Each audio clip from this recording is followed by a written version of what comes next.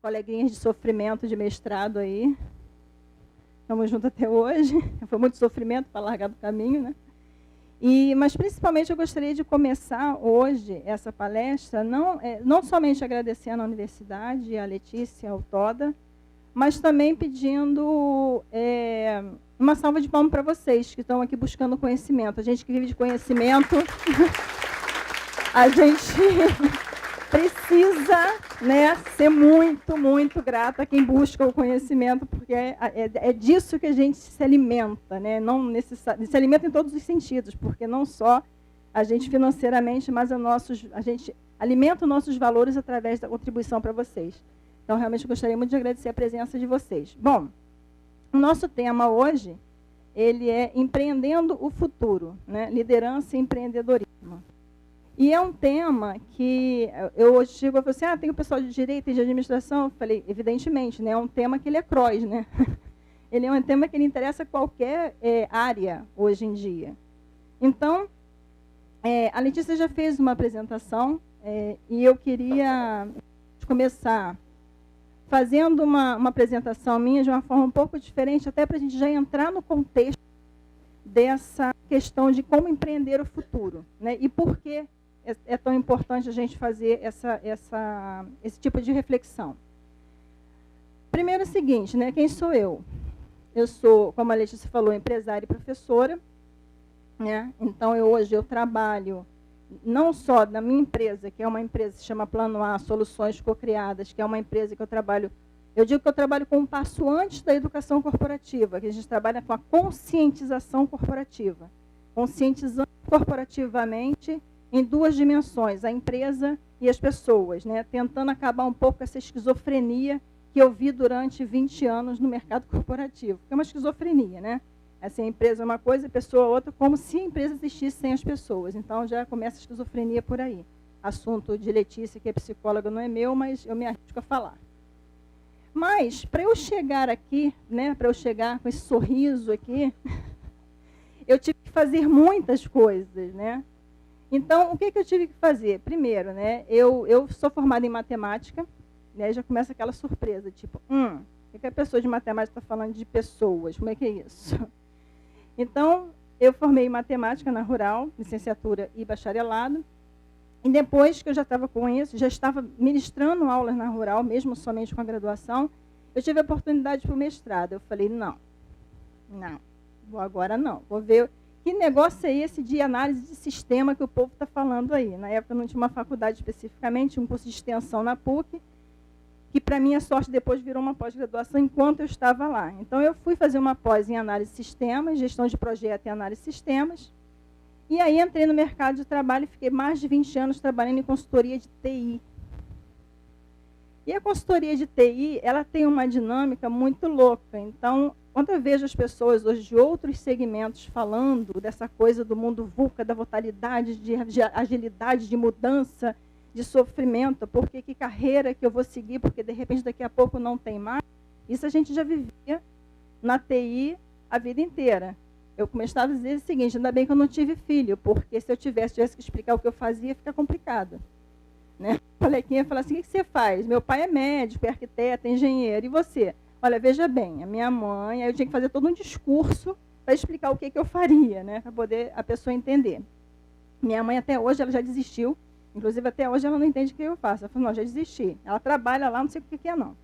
Enfim, então eu já vivo essa coisa de ter que explicar e de ter que entender o que vai acontecer há muitos anos. E TI tem uma coisa característica que, assim, eu digo que a gente tem um karma para pagar, por isso que o pessoal de TI normalmente é meio zureta da ideia. Porque a gente ajudou a provocar toda essa confusão, entendeu? Não é? Quem é de TI sabe disso, a gente não é muito normal. E a gente tem um certo karma para pagar, porque, na verdade, a gente já contribuiu e muito com esse mundo que a gente está vivendo hoje. Né? Com essas mudanças, com todas as mudanças, com muita coisa, enfim, o tempo inteiro. Só que também, por outro lado, quem está vivendo isso desde sempre, desde o mainframe lá, desde o COBOL, enfim, não vamos falar muito na entrega-idade, mas assim, desde lá que a gente está vendo isso sempre mudando. E em consultoria isso era potencializado. Por quê? Porque a cada momento você estava num projeto diferente, num cliente diferente, num segmento diferente. Então, ao longo desses 20 anos, eu trabalhei saúde, óleo e gás, telecom. Telecom com TI se juntar é a derrota da derrota para o sujeito, entendeu? Porque assim, você não tem mais vida. Acaba ali a sua vida. Naquele momento, quando terminar o projeto, você retoma a sua vida. Você tem que deixar em stand-by, terminou o projeto, você volta. Então, essa dinâmica para a gente não é nova. Então, eu passei durante 20 anos, só que eu ficava com uma questão na minha cabeça. Eu tenho que ser estudada, porque assim, eu passei 20 anos em TI e eu não sei fazer um select. Quem é da área sabe que isso é o comando mais básico do básico, e até hoje eu não sei fazer, ok?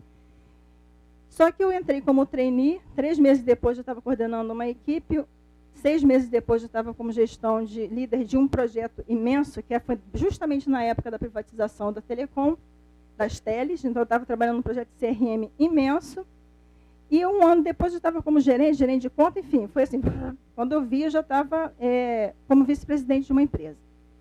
Então, assim, isso sem conhecer, sem saber fazer um select até hoje. E eu comecei a me questionar o seguinte, veja bem, se eu técnica, né, não tenho essa visão, esse conhecimento técnico, eu consigo entregar. Os meus projetos iam muito bem, eu conseguia entregar os projetos no resultado, conseguia engajar o time, conseguia fazer o pessoal estar junto virando noite, sem estar com aquelas caras de derrota, conseguia o pessoal vir fim de semana trabalhar.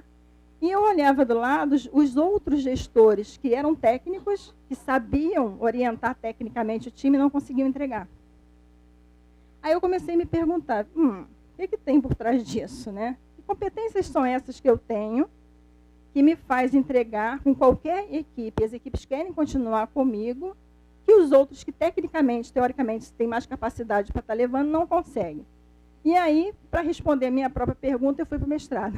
Aí foi onde eu fui para o mestrado de profissional, que aí fazia bastante sentido para mim, um mestrado profissional, para poder responder essa pergunta. Como que esse gerente desenvolve competências? Que competências são essas, né? Então, a partir daí, é que eu fui fazer o mestrado. Então, se você parar para pensar, e a gente já pensando em termos de carreira também, fala assim, pô, mas a pessoa saiu de matemática, foi para TI e hoje fez um mestrado em gestão estratégica, com foco em gestão estratégica de pessoas. Se você parar para pensar, tem uma coisa em comum aqui. Qual é? Desde o início. O quê? Pessoas. Porque quando você faz matemática ou qualquer curso para dar aula, você vai lidar com o quê? Com pessoas. Você vai para a TI fazer gestão de projetos, você vai fazer gestão de quê? Pessoas, né? E aí eu fui para os mestrados efetivamente para poder... Eu digo que eu fiz o caminho inverso, eu fui da prática para a teoria. Né? Eu fiz toda a prática, fui lá me embasar academicamente com a teoria para poder comprovar o que eu vivi no front, tomando tiro ali. Então, tudo isso me levou... Também é o seguinte, né? Sair como?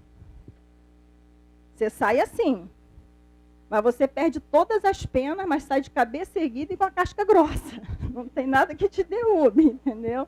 Você perde as penas primeiro. Se você sair de cabeça erguida, pode não ter uma pena, mas se você sair de cabeça erguida e for em frente, vai estar valendo porque a casca vai engrossar, entendeu? Vai dar aquela engrossada no couro. Então é isso. E aí, isso tudo levou a ter, né? A ter o quê? A ter hoje a minha empresa, que é a Plano A, a ter, né, os meus trabalhos, eu não digo que são empregos, a gente vai ver a diferença, são meus trabalhos, mas principalmente eu vou a ter uma coisa essencial no meu ser, e foi isso que me deu força para passar por isso aqui e sair dessa maneira, que foi lá no meu ser, eu ter a minha liberdade, estar trabalhando por contribuição e estando feliz. Por quê? Porque esses são os meus 2 principais valores, liberdade e contribuição. Então, enquanto eu estava com cargo executivo, com todas as mordomias possíveis, salário altíssimo, que em TI ainda era bastante alto na época, e eles me falaram assim, não, mas então o que é o problema? Eu falei, não estou conseguindo mais contribuir. Eu achei que era esse o meu principal valor. E eles falaram assim, não, então o que você quer fazer? Me deu um nó, né? Eu falei, não, mas não quero mais ficar aqui, você não está entendendo. E aí eu me dei conta de que o meu principal valor não era a contribuição, era a liberdade. Aí eu tomada de decisão foi na hora. Falei, não adianta você me oferecerem nada, eu quero sair. Isso em plena crise, a louca, né? Eu já tinha tido uma empresa antes, uma consultoria de TI antes. E eu estava empreendendo pela segunda vez, ou seja, a pessoa realmente não tem vergonha na cara e vai empreendendo de novo num país como o nosso, em plena crise. Então, na verdade, por que eu quis fazer dessa forma? Para vocês entenderem o seguinte, não adianta vocês focarem na hora que falar de empreender em futuro, seja ele qual for o empreendimento, não adianta focar no ter. Porque para você ter, você vai ter que fazer muito. E para você aguentar isso aqui, para ter resiliência para aguentar isso aqui, você precisa ter necessidade de entender muito bem por que isso aqui é importante para você. A hora que você entende, você vai onde você... Cara, mesmo que você tenha que mudar a rota, ajustar, mas você vai. Por quê? Porque é importante. Você vai cair, você vai levantar, você vai sair sem uma pena, mas você vai. Porque você tem a consciência de que isso aqui é importante. Por isso que eu digo, eu trabalho mais com a conscientização do que com a educação efetivamente. Porque técnica é fácil de aprender. Né? Por exemplo, todo mundo... Quem aqui não conhece pelo menos uma técnica de gestão de tempo? Quem aplica? É um problema universal, ok? Gestão de tempo hoje em dia. Mas todo mundo tem. Se você for lá googlar gestão de tempo, vai vir 300 ferramentas. Quem aplica? Sabe por que não aplica? Porque tempo não é só técnica. É emocional também. Você tem que entender por que aquelas coisas são importantes para você dar foco, para você priorizar. Senão você não prioriza. Então, é assim que a gente vai começar a nossa palestra. Eu queria que vocês fizessem o seguinte, todo mundo se conhece aqui? Não, né? São turmas misturadas. Eu queria que vocês... Olha só, mas a gente vai ter que ter um acordo aqui, tá, gente? Tem um negócio de um acordemo aqui, senão vai ser complicado. Eu vou colocar uma música que dura 4 minutos. Eu quero que vocês circulem se apresentando dessa forma.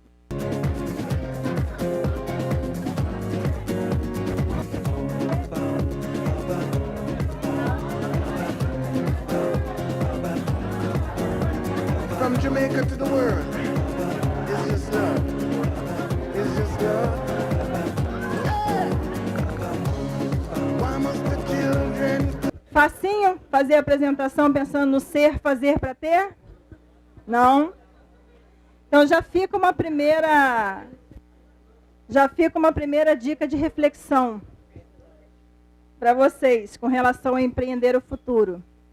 Nessa estrutura, ser, fazer e ter, ok? Vamos lá. Para a gente começar, né, a falar sobre essas questões, de como nós chegamos aqui, para a gente ganhar tempo, eu vou colocar assim, hoje a gente fala muito sobre essa questão de mudança. Mudança. Ah, por que eu vou estudar agora, que daqui a pouco já não vai ter mais esse tipo de profissão? Eu faço muita estratégia de carreira com quem está saindo, né, está terminando a graduação e está entrando no mercado de trabalho. E assim, engenharia, direito, qualquer área, né, finança, administrativo focado em financeiro, e o dilema normalmente é o mesmo, que é assim, como é que eu faço um planejamento? Se eu não sei o que vai acontecer. Outro dia eu fui obrigada, inclusive, a partir um pouco mais para a ignorância e falar assim, bom, você começar a pensar nisso, o mundo pode acabar também de repente, né? Então você paralisa, não faz nada se for pensar dessa forma. E aí eu convido sempre essas pessoas a fazerem uma reflexão do seguinte, não é novo. Você imagina para as pessoas, né? A gente já está na 4ª revolução. Então você imagina para as pessoas que estavam lá na agricultura, o que foi se adaptar na primeira revolução.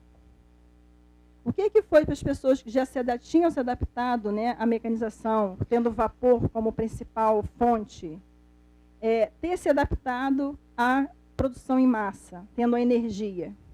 O que foi na década de 70, quem estava acostumado com a produção em massa, encarar a tecnologia. Porque ali a gente começou, entre aspas aqui, a inteligência artificial. Porque, imagina, eu implantei muito sistema na década de 90, né? Implantei muito sistema. O que a gente fazia com esse sistema? A gente estava na empresa, via tudo que tinha de processo e colocava no computador. Era isso que a gente fazia.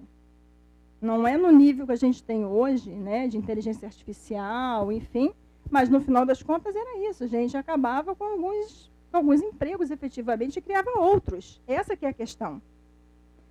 E aí a gente veio para essa que está hoje, acontecendo hoje, que é a automação, né? Que é você ter que interagir pessoa, robô, ou seja, você ensinar para o robô, é o tal do machine learning, inteligência artificial, análise preditiva, enfim, tudo que a gente vê hoje. Então, o que a gente está vendo é o seguinte, novo não é.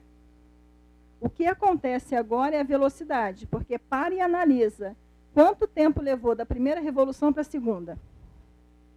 Quanto tempo levou da segunda para a terceira?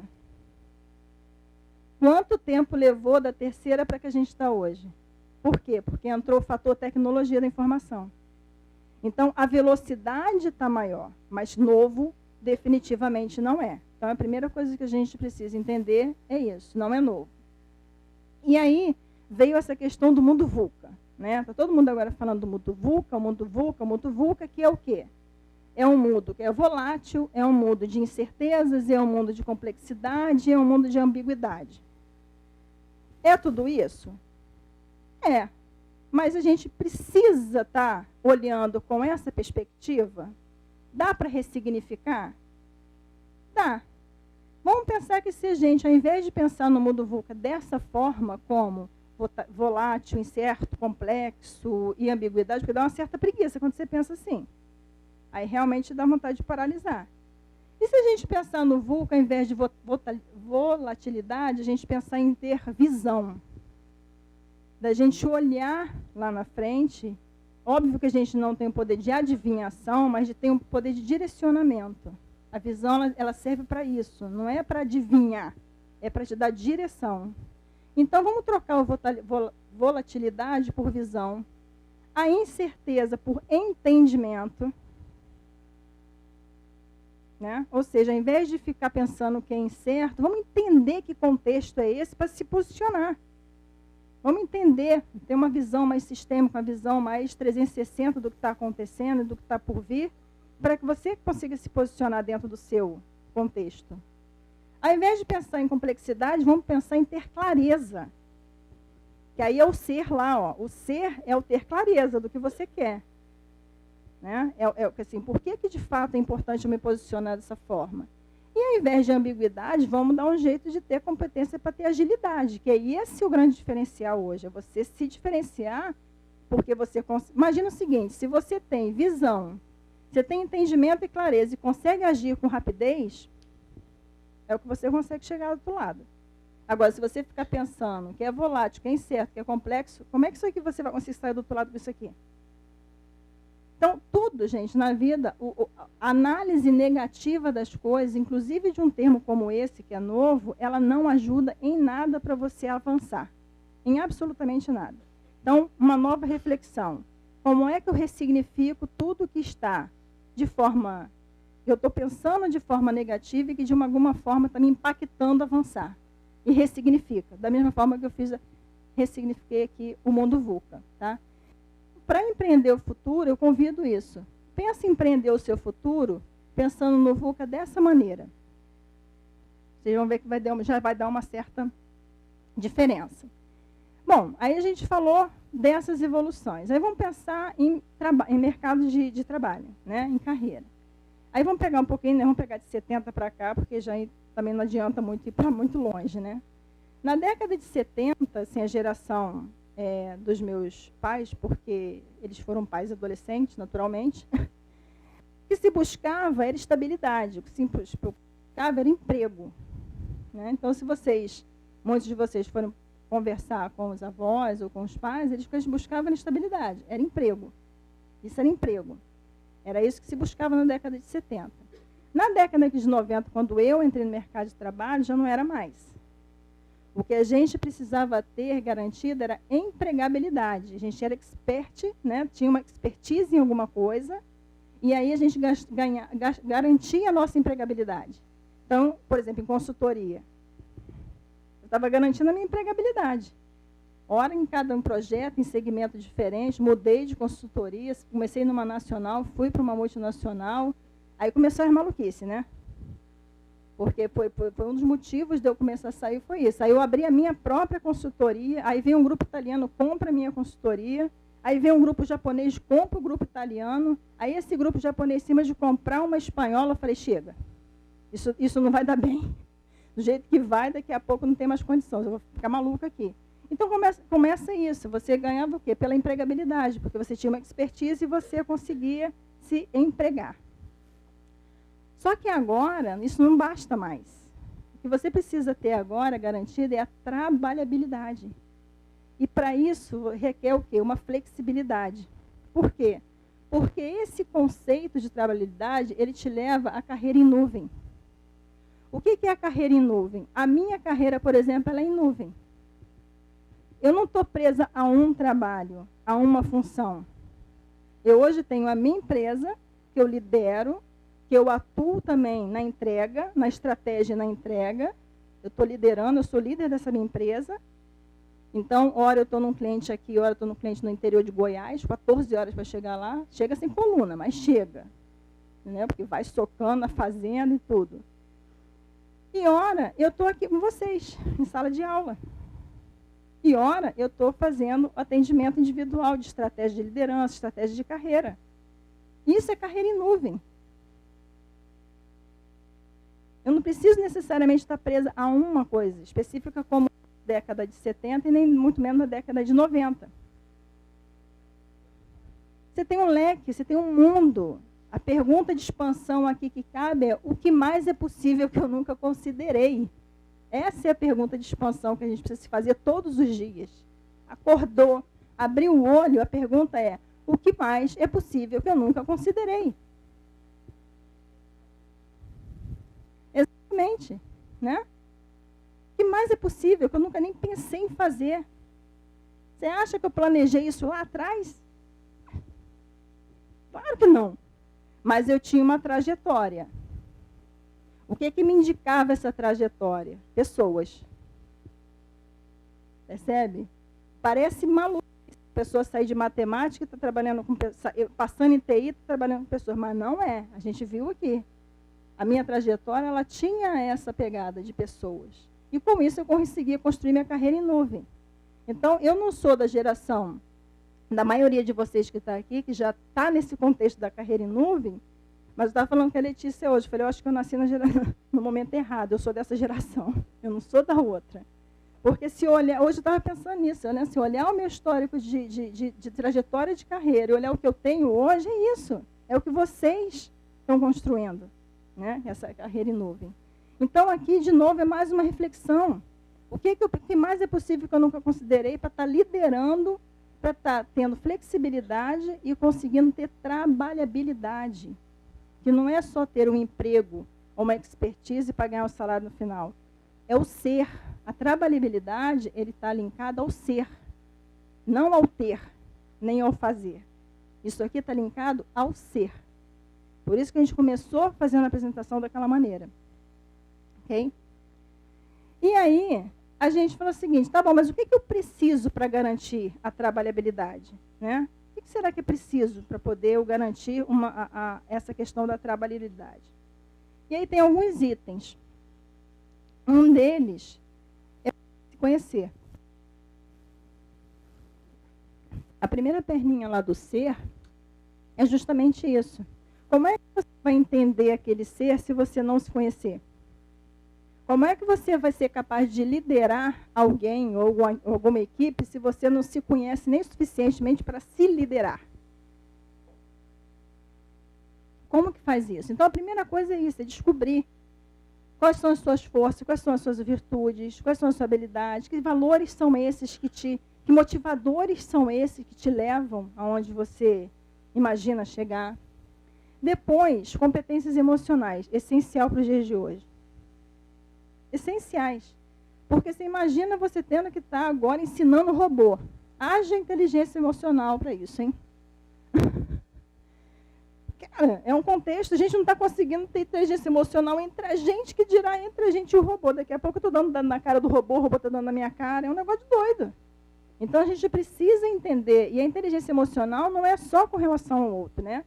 Essa questão das competências emocionais, ela envolve, primeiro, você se conhecer e entender como que você faz a gestão de si. A partir do momento que você se conhece e você fazer essa gestão. Então, por exemplo, se você já sabe que tem um comportamento explosivo, esse é o conhecer. Como que eu vou fazer para evitar que isso me atrapalhe? É fazer essa gestão de você mesmo. Tá? E depois, o interpessoal, que é você conhecer os outros, né, a sua equipe, enfim, as pessoas que você precisa conviver, e fazer a gestão do relacionamento. Porque é diferente, cada um é de um jeito. Vocês já observaram que tem 4 padrões específicos de comportamento? Tem as pessoas que já são mais diretas e objetivas. Vocês vão começar a mapear na cabeça de vocês aí. O famoso curto e grosso. Né? Paciência zero, tolerância zero. Tem esse perfil. Esse perfil se chama perfil dominante. Então, você já sabendo que você tem que lidar com esse perfil, ou se você é esse perfil, você já lida de maneira diferente. Por exemplo, se eu vou conversar com Letícia, eu não vou fazendo 300 voltas. Porque eu já conheço que o perfil dela é dominante. Tem que ir direto ao assunto, minha filha, é isso e isso, tá? E a gente anda. A mesma coisa ela comigo. Tem um influencer, já viu aquele que ela conversar? Relacionamento. É isso que motiva essa pessoa. Ela gosta de estar interagindo, ela gosta de estar conversando com as pessoas, ela gosta de... É isso que motiva essa pessoa. Né? Aí tem aqueles que gostam de estar apoiando algum projeto, mas não gostam de liderar, mas gostam de estar apoiando. Não gostam de muita mudança. Se sente desconfortável com a mudança. Esse é um outro perfil. E tem aqueles que gostam das coisas, né? A régua de qualidade dele é aqui, né? Tiver faz uma planilha, tiver uma fora, começa a dar tremedeira ali na pessoa. Esse é um outro perfil.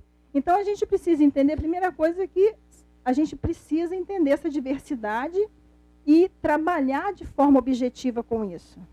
Então, não adianta eu ser um dominante que gosta de buscar resultado o tempo inteiro e ter na minha equipe uma pessoa que gosta dos mínimos detalhes e não colocar ela numa função onde ela vai desempenhar isso, porque não vai ter produtividade. A mesma coisa é a gente. Não adianta eu ser apaixonada por bicho e querer fazer veterinária. Graças a Deus eu não fiz, porque eu ia estar morrendo de fome na altura do campeonato junto com os bichos. Porque não é isso. Não é isso. Por mais que eu seja apaixonada, entendeu? Então tem que ter esse equilíbrio quando a gente busca a trabalhabilidade. Depois é a autonomia. Que é isso? É você ser protagonista, é você liderar, é você ser autônomo, é você gerar, ser capaz de gerar inovação. É você estar cocriando o tempo inteiro, é você estar buscando o tempo inteiro e não esperando chegar pronto. Isso não cabe mais.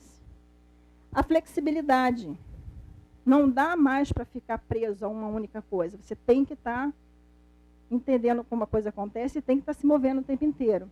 Se conectar, por quê? Porque sem conexão hoje, esquece. Não é se conectar no WhatsApp não, tá, gente? Nem no Facebook. Vamos lá.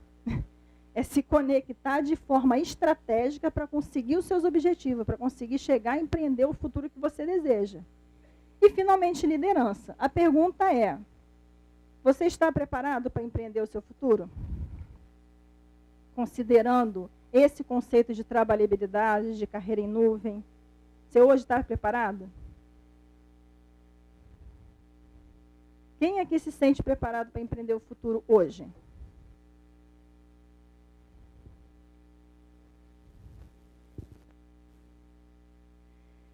Então, cabe bastante uma reflexão, né? Ficou tenso ali, ficou tenso ali. E o que que é, né? O que que é? Então, assim, antes desse cenário todo, o que que a gente precisa fazer? O que precisa ser feito diante desse cenário? Que é empreender o futuro. E empreender o futuro, gente, não é simplesmente abrir um negócio. Pode ser, pode. Mas não necessariamente. Porque nem todo mundo tem perfil de empreendedorismo, ok? E não é obrigado a ter. Tem que parar com essas agonias também. Não é todo mundo que tem perfil e quer assumir o risco de ser empreendedor, porque é um risco ser empreendedor nesse país.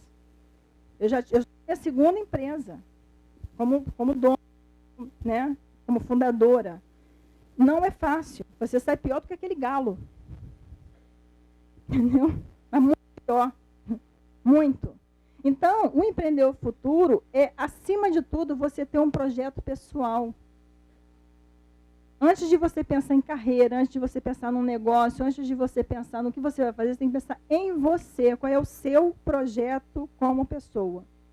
Aí, nesse momento, depois que você faz isso, aí você pode parar para pensar em carreira, ou empreender o futuro efetivamente. Tá? Então, não é necessariamente estar abrindo uma empresa. E o que precisa? Porque as pessoas falam assim, tá, mas como é que a gente vai fazer isso com tanta mudança, que muda o tempo inteiro? Bom, o Peter Drucker já dizia o seguinte, se você não pode antever o futuro, você pode criá-lo. Então, isso é essencial no mundo de hoje. Você não está conseguindo ter, né? Se a cartomante não está te dando um direcionamento, meu filho, trata jeito de criar. Ela não tá, nem ela está conseguindo dar conta mais de ver. Então, você tem que dar um jeito de criar esse futuro. E quais são os passos para isso? E aí, realmente, existe uma mudança. Quando a gente falava em planejamento, né? E aí tem a galera de administração aqui. Quando a gente fala em planejamento estratégico, tem aqueles passo a passo no planejamento estratégico. Né? Diretrizes, diagnóstico, vai para o SWOT, vai para a definição de objetivos e metas SMART, vai para, enfim, tem todo aquele papel. Num projeto, um pouco diferente. Até porque se você realmente for seguindo todo esse passo a passo numa velocidade que está hoje, é complicado. O primeiro ponto é fazer a gestão de si. Esse é o primeiro ponto. Primeiro ponto, se você não tem condições de fazer gestão de si, como é que você vai fazer gestão de um negócio ou de uma carreira? Primeira liderança com você é você mesmo. E essa questão da liderança ela é bastante significativa, né? Porque a partir do momento que você resolve ficar aqui, você precisa liderar minimamente a sua vida, né? Para começar o assunto. Então, a primeira coisa é gestão de si. A segunda é ter senso de direção, que é a visão lá do VUCA, lembra?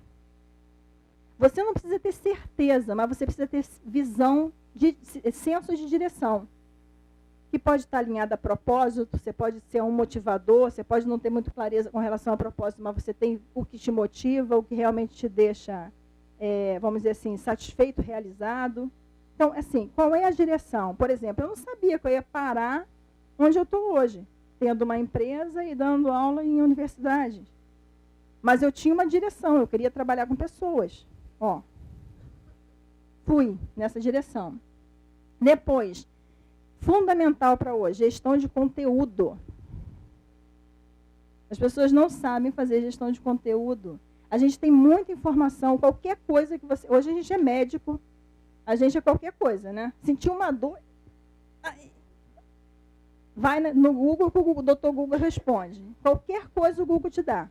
A questão é o seguinte, você tem muita informação. Você transformar isso em conteúdo e conteúdo de qualidade, vai uma distância. Então, você precisa saber fazer gestão de conteúdo, você precisa saber pesquisar. Não é sair pegando qualquer fonte de qualquer maluco. Porque tem a internet, ó. Hospício perde com aquilo ali, de tanta maluquice que tem. Então, a gestão de conteúdo é isso, é você saber buscar e você saber não só informação de qualidade, como que faz a conexão com o que realmente você está construindo. Se você parar para pensar, como é que a inovação surge? Ela surge a partir de quê? Da criatividade. Né? Você tem uma ideia, normalmente você conecta com outras ideias, não é nada que surgiu do nada. Você pode ver, toda inovação sempre tem alguma coisa por trás. Não apareceu, do nada. Você vai conectando e surge a inovação. Eu falo que a gente deveria ser, o Brasil deveria ser o país mais inovador da face da Terra. Porque o povo criativo. Não, é impressionante a criatividade que a gente tem. O que falta da criatividade para a gente pular para a inovação? Que os japoneses têm de sobra. Disciplina. Eles não são tão criativos. Eu já trabalhei com os japoneses, não tem tanta criatividade. Desculpa aí, Tatoda. Mas assim, não tem tanta criatividade quanto a gente tem. Mas a disciplina é invejável. É invejável. É impecável. E aí, por isso que eles são tão inovadores. Mérito deles. Né? E, por último, a cocriação. Não tem como mais, gente. Nós não somos mais criaturas. Nós somos criadores. Entendam, mudou. Nós somos criadores. Agora a gente cocria o tempo inteiro. Cocria-se o tempo inteiro. Inclusive o nosso futuro. Quem não estiver cocriando o futuro, escuta Zeca Pagodinho e vai embora. Vai deixando. Uma hora vai chegar em algum lugar. Então, assim, e isso exige uma coisa constante, que é o quê? Aprendizado contínuo e ajuste de rota. Por quê? Porque as coisas têm que ter flexibilidade. Né? Lulu Santos já dizia, nada foi mais como era antes, alguma coisa assim. E isso precisa de liderança, entendeu? E isso precisa de liderança, porque você precisa ter isso aqui. E isso aqui é constante. Lembra da melhoria contínua do PDCA? É isso aqui hoje, ó. Aprendizado contínuo e ajuste de rota. Aprendizado contínuo e ajuste de rota. Não tem nada novo. Estou falando que não tem nada novo. Você vai ajustando. Então, o que você precisa para um projeto pessoal? Você precisa fazer gestão de si, que é entender seu perfil, seus motivadores. Isso tem a ver com entendimento. Você precisa ter senso de direção, visão, trajetória. Isso tem a ver com clareza.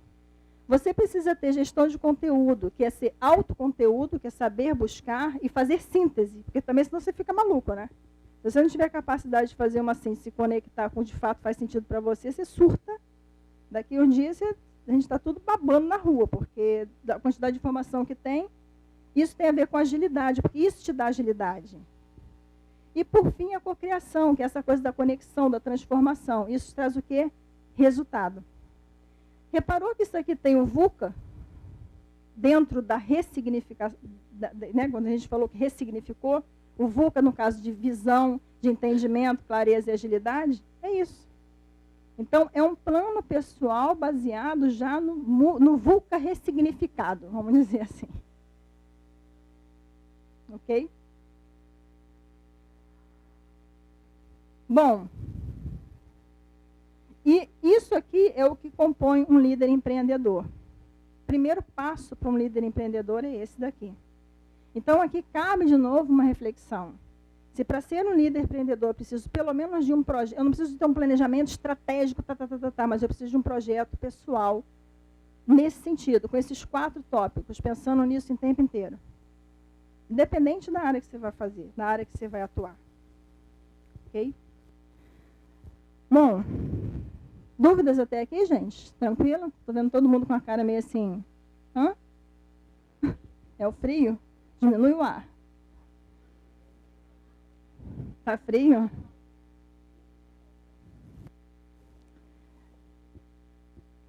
Letícia.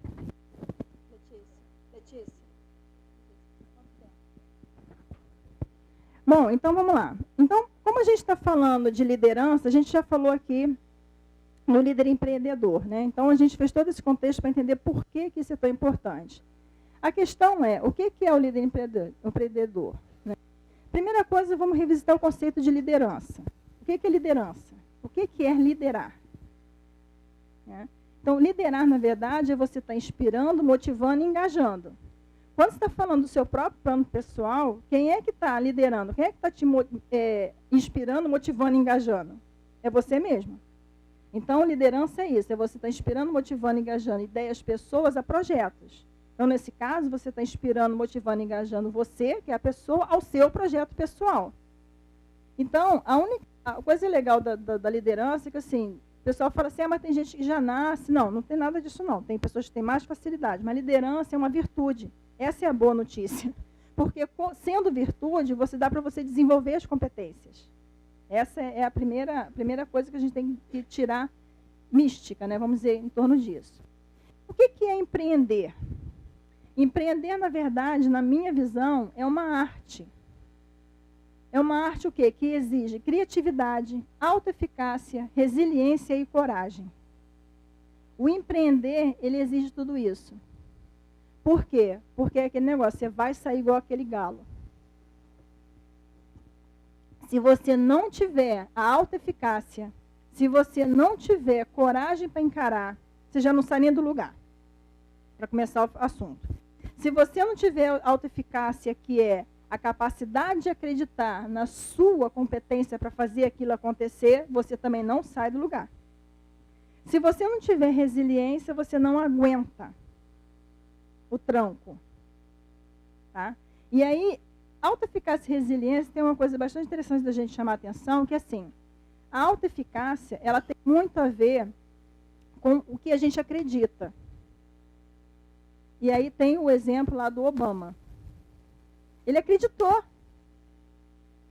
O que ele tinha a favor dele para chegar a ser presidente dos Estados Unidos? Me diz uma coisa que ele tinha a favor dele. Não tinha nada a favor dele. Você sabe o que ele teve a favor dele? A criação que a avó dele deu. Porque quando ele chegava em casa falando que ele queria ser presidente dos Estados Unidos, a avó dele, ao invés de falar assim, tá maluco? O que você andou fumando na rua? Não vai sair mais não. Está proibido, vai estar de castigo. Ela não fazia isso. Ela fazia o quê? Você vai porque você pode. Por isso que o slogan dele era Yes, we can. Que a avó falava para ele, você vai porque você pode. O que ela fez com ele? Ela criou uma crença fortalecedora nele. Da autoeficácia, de tipo, eu posso, eu vou fazer. Ela poderia ter criado uma crença o quê? Completamente oposta. Poderia ter criado uma crença limitante, né? Dele desacreditar, de desmotivar. Então, principalmente para quem tem ou pretende ter filho, prestem muita atenção. Quando vocês tomam essa atitude, tomam essa decisão de ser pai ou mãe, né, de ter um filho, vocês passam a ser líder. Vocês são líderes dentro de casa. Vocês são líderes daquelas pessoas. E o líder, ele é exemplo. O líder, o que ele fala, fica. Pare e pensa agora, quais eram as frases que vocês mais ouviam quando era criança? Se correr é pior. Se correr é pior, eu ouvia também. Se correr é pior, era complexa. Né? Mas, ó, se correr é pior, o que mais? O que mais? Você não é todo mundo, o que mais? Engole o choro. Se eu achar, vou esfregar na sua cara. Tem pérola para tudo quanto é lado, né? Eu não posso nem falar as que eu ouvia da minha avó. São impróprias para o horário. Tá? Impróprias, enfim. Mas essas fortalecedoras. Impróprias, mas fortalecedoras. Entendeu? Mas enfim. Então, você tem que tomar cuidado. É o seguinte, isso que você ouvia, como é que isso reflete hoje nas suas tomadas de decisão? Nas suas atitudes e comportamentos? Né? Tem que tomar muito cuidado, gente, com que você, quando assume a posição de liderança, seja ela qual for, ou em casa, da sua vida, se você assume o papel de líder empreendedor do seu futuro, já com essas crenças, tem que eliminar isso aí, tem que ressignificar, entendeu? Porque, assim, eu realmente, isso vai, por exemplo, crenças que a gente tem com dinheiro. Eu estudo até hoje que nem uma condenada. Por quê? Você só vai ser alguma coisa se você estudar. Tem um ranço, eu tenho vontade de bater em um. Que até hoje eu quero estudar. Vou morrer estudando. Está impregnado isso aqui em mim. Como é que eu faço? Entendeu? Não pode, gente. A gente tem que evoluir. Já é Pokémon isso aqui. Você tem que evoluir. Não pode ficar ali, não. Então, pare e pensa. Por quê? Porque aprender isso é uma arte que exige criatividade, autoeficácia, resiliência e coragem. Por quê? Você tem uma ideia, você pensa, tem uma ideia, você projeta, você faz de novo, tem outra ideia, faz. O empreendedor tem isso, tá? Ele fica num loop, tem hora, inclusive. E a questão da resiliência é super importante nesse contexto. E aí, de novo, a gente tem que fazer um break aqui com relação à resiliência. A gente já está na terceira geração da resiliência. A primeira geração da resiliência era aquela do suportar. Veio da física. Você tem que suportar, não é isso? Tem que suportar, tem que suportar. A segunda geração da resiliência era a capacidade de se recuperar. Você não só suporta, mas se recupera. A terceira, com esse mundo que a gente tem hoje, se recuperar só não funciona não, porque até você se recuperar já passou 300 tsunamis na sua cabeça. Então, a terceira geração da resiliência é no sentido de transformar, de impulsionar, de estar indo à frente, de se antecipar. Isso é ser resiliência hoje. Eu costumo dizer que assim, a máxima da resiliência para mim foi Noé. Não tinha caído uma gota de água quando ele começou a construir aquela arca. Isso é ser resiliência na terceira geração. Ele se antecipou, quando a água chegou, ele já estava com tudo pronto. A resiliência hoje é isso. Não adianta você chegar e falar, eu me recupero. Não adianta. Não adianta. Para empreender o futuro nos dias de hoje, não resolve. Então, esses são os 2 pontos que eu gostaria de destacar aqui na definição de empreender. Então, quando a gente fala em líder empreendedor, existem 4 características fundamentais. E essas 4 características, tem um livro que eu recomendo muito a leitura, ele é fácil de ler, ele é gostoso de ler, que é do Mário Cortella, do professor e filósofo, né, Mário Sérgio Cortella, não sei se alguém já leu, é um livro bem conhecido, que se chama Qual é a Tua Obra? Esse livro é sensacional. Ele fala sobre gestão, liderança e ética. É sensacional, tem exemplos sensacionais. E ele fala exatamente dessas 5 características no detalhe. Para você ser um bom líder, né? Você precisa, primeiro, se abrir para o aprendizado. Primeiro ponto. Por quê? Se você não aprende, lembra lá do fluxo? Se você não está no aprendizado contínuo, acabou. Está morto, né?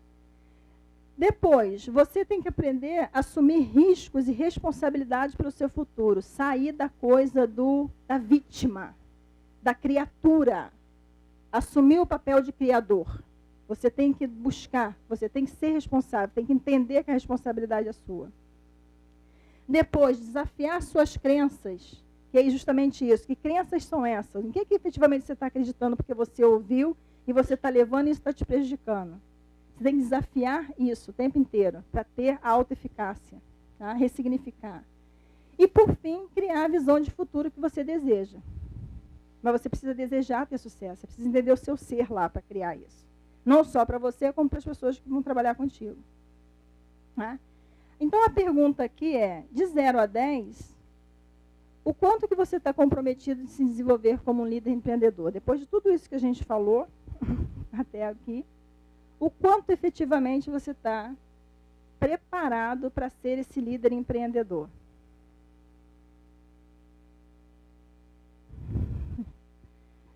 E aí, se for 7, 8, a pergunta é, aí, mesmo que seja 10, tá? Porque tem gente que tem tanta autoeficácia que chega no 10. Mesmo que seja 10, a segunda pergunta é, e o que você pode fazer para aumentar essa nota? Nunca ficar na zona de conforto ali, de que, então eu estou 10, ok, aprendizado contínuo. O que eu preciso fazer para aumentar essa nota? Para ir para 11, para ir para 12, para ir para 13? 110, 120? Tá? Essa é a pergunta. Então, eu queria propor o seguinte, agora não precisa ser todo mundo, mas com um coleguinha do lado, tá? Em alguns minutinhos também, para vocês refletirem, conversarem sobre essas 3 questões. De quem é a responsabilidade de empreender esse seu futuro? Quais são as ações que você vai executar para empreender o seu futuro? E quando você vai iniciar o seu projeto de empreender o seu futuro? Ok? Tá bom. Então, assim, para fechar, a pergunta é, qual é o seu projeto? Pergunta simples, tranquila, para 1h da noite, naturalmente, né? E dizer o seguinte, gente, a parte mais importante desse nosso encontro não foi o que foi dito aqui. A parte mais importante desse encontro é o que você vai fazer com as informações que a gente compartilhou com vocês aqui. A ação é tudo nos dias de hoje. Tudo, tudo, absolutamente tudo. Então, assim, perguntas, dúvidas, para a gente encerrar?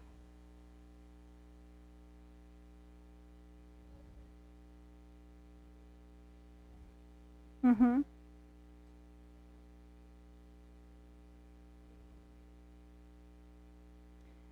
Como mulher, você diz, né? Por chegar no caso executivo? Então, essa foi uma pergunta ótima. Sempre tem, tá? Vamos dizer que não tem, não, que você Hoje em dia é menos, mas tem. Então, assim, você imagina eu, na época, entrando em TI, e Só tinha homem, exatamente. Era difícil ter mulher naquela época. E o que eu vi era o seguinte, não era um preconceito explícito. Ele era velado.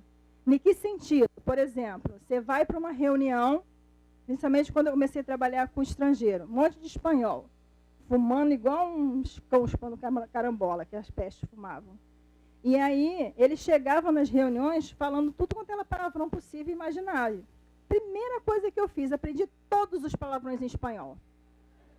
Era palavrão de lá, porrada na mesa daqui, palavrão também. Primeira coisa, eu tive que me... Não, você não precisa se igualar, você tem outros métodos, tá? Mas como eu também vim de uma família português com espanhol, eu me senti em casa. Ali eu me achei, eu me encontrei, eu falei, gente, que coisa boa, eu posso xingar, bater na mesa, dar porrada, maravilha isso aqui é o meu mundo, entendeu? Mas era velado. Ou então do tipo, eu não vim de uma família com condições financeiras tão boas. Meu pai é marceneiro. Minha mãe é dona de casa, nunca trabalhou. Então, assim, eu sempre cocriei a minha realidade. Eu estou falando, eu não sou dessa geração que eu fui, gente, eu estou revoltada com isso. Não sou, eu sempre cocriei a minha realidade. Eu não tinha condição de entrar numa federal. Estudei em colégio público a vida inteira, a época do Brizola. Merenda tinha aquela beleza, professor, difícil. Então, eu fui cocriando. Isso foi me dando a casca. Agora, a minha criação me deixou isso. Você não tem, você tem que encarar, ser capaz, etc. Então, eu ia para a reunião com o ministro, não sei das quantas, na Vale do Rio Doce, por exemplo, na época. Eu ia, minha filha, de cabeça erguida, podia ser o assunto que fosse, não sei, assim, eu não me intimidava. Então, eu não me intimidar, mas eu ter o perfil dominante me ajudou. Eu reconheço isso. O meu perfil é dominante. Então, isso me ajudou. Eu tinha uma amiga que ela não deu conta. Que ela não dava conta de enfrentar, para poder... Porque depois que você passa isso, eles viram amiguinhos de infância. Vira amiguinhos de infância. Mas enfrentei, sim, durante um bom tempo. Hoje em dia, eu acho que é menos, mas eu encarei. Ainda mais TI, né? Uma área mais hard. O que mais? Perguntas? Mais perguntas? Dúvidas, reflexões, insights? Alguém teve insight aqui hoje? Teve algum insight? Chegou a alguma conclusão? Pensou em alguma coisa? Pô, não tinha pensado nisso, de repente é por aqui? Nada que queira compartilhar com os coleguinhas? O povo é ruim de compartilhar, hein? Que isso, hein? É a porta-voz, fala. Exatamente, esse é o objetivo.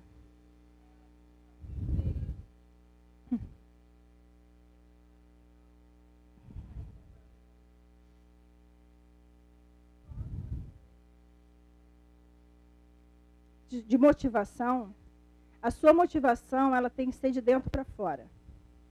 Por isso que a gente comeu ser, fazer para ter.